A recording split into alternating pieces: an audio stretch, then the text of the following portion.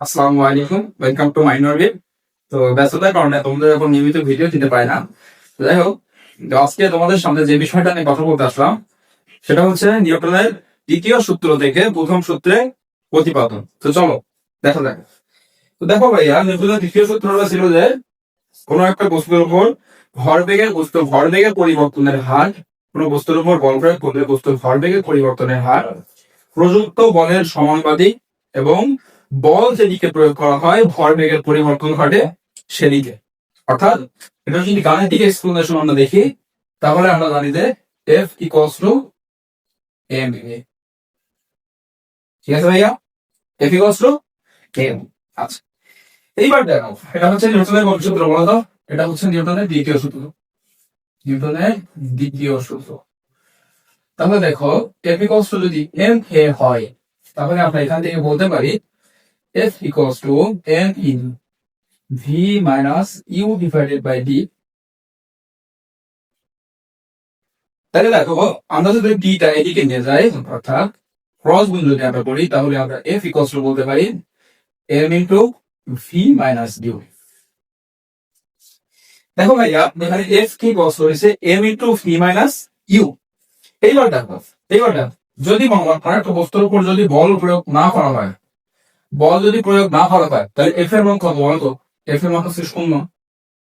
তাহলে F equals যদি 0 হয় তাহলে দেখো, এফ ইকুয়ালস যদি আমরা 0 ধরি, এফ ইকুয়ালস যদি 0 হয় অর্থাৎ বল যদি প্রয়োগ না করা হয় তাহলে M into V minus U এর মান কত হয় বলো? এর মান হচ্ছে 0। M into V minus U equals to 0। দেখো, কোন দুইটা রাশির গুণফল 0 মানে হয় এই রাশিটার মান 0 অথবা এই রাশিটার মান 0। কিন্তু ভাই একটা জিনিস লক্ষ্য করো, এম এর মান যদি আমরা 0 ধরি, দেখো, আচ্ছা তুমি একটা জিনিস চিন্তা করতে, এর মানে হচ্ছে ভর। বস্তুর ভর কি আসলে কখনো 0 হতে পারে?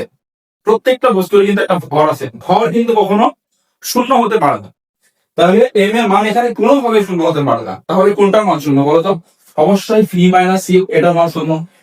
তাহলে দেখো, আমরা এখান থেকে বলতে পারি যে V minus U equals to 0।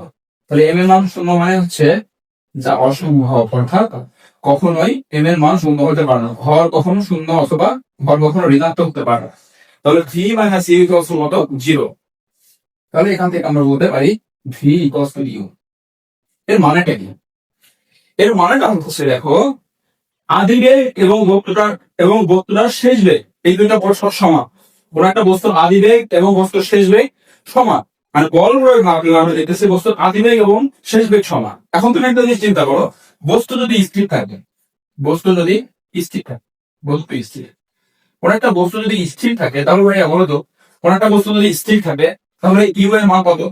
You এর মান অবশ্যই 0, কেন? আদিবেগ হচ্ছে 0। তাহলে যদি আদিবেগ 0 হয় তাহলে দেখো আদিবেগ এবং শেষ বেগ সমান, অর্থাৎ ভিও হবে 0। ভিও হবে 0।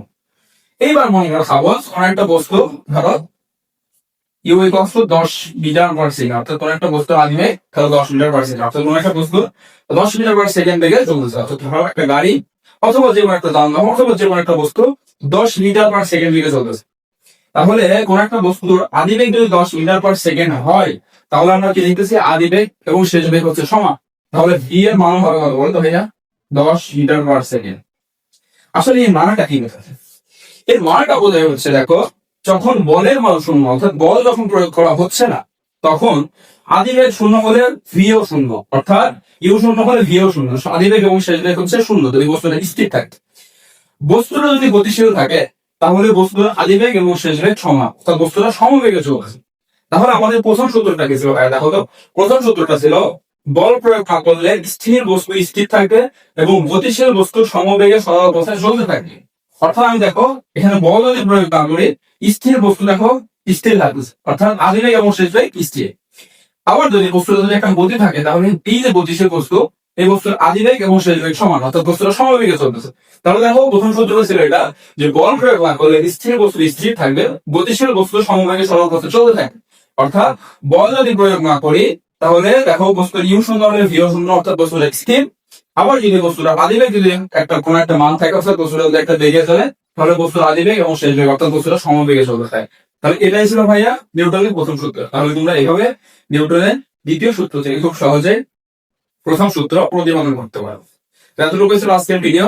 আর একটা কথা, যে তোমাদের অলরেডি এসএসসি টেট যারা পরীক্ষা দিচ্ছে, অর্থাৎ তোমাদের প্রিটেস্ট এক্সাম প্রায় শেষের দিকে, অনেকের হয়তো শেষ। তো এসএসসি 26 ব্যাচ যারা আছো তাদের নিয়ে আমরা অফলাইন ব্যাচের কার্যক্রম চলমান। তোমরা যারা ভর্তি হতে চাও অবশ্যই দ্রুত আমাদের পেজে অথবা আমি ইনবক্সে মেসেজ দিতে পারো, অথবা আমার হোয়াটসঅ্যাপ নাম্বার দেওয়া থাকবে সেই নম্বরে যোগাযোগ করতে পারো। ধন্যবাদ সবাইকে। আসসালামু আলাইকুম ওয়া রাহমাতুল্লাহি ওয়া বারাকাতুহু।